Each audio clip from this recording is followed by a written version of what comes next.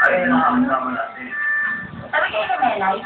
Hindi na ako sa mga ng So very init here, so very hot here because it's a tropical place. Pero yung kasama sa Verde. Yan? Ang Verde. Ako nag-drink ako. Hindi, friends kami. Ano yung level mo dati lang? Yan ang level mo ngayon.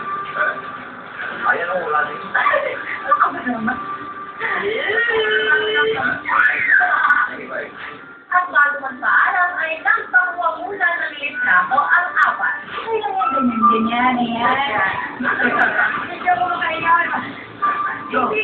Huwag ka kumain ka ng pasta, di ba? Baka maamo. Okay. Ayan.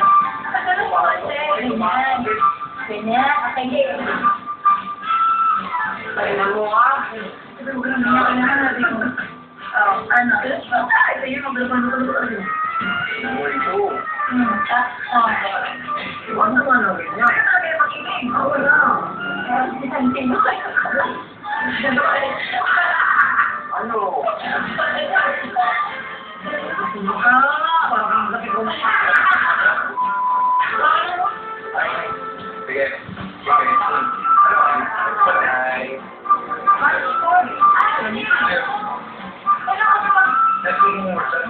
Matapos ng story conference, pinagpuan ng pagod ang nilakot. Maganda ka pa sa kanya. Ay. Ano po na yan? Okay, ito nga. Dito na tayo magsimula. Ito kasi natin. Ito pa ang concert. Di ko kaya pa tayo na rin po ako. Hindi. Tapos, mas maganda ka sa kanya. Ay. Parang ano ko naman ito. Mas maganda ka pa sa kanya, ay. Oh, bakit natahimik kayo lahat?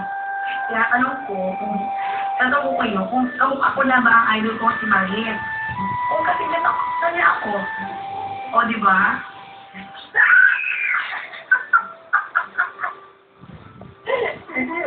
Pero maya-maya, nabali na naman ang usapan nila sa naganap na date. Ay, Bakit?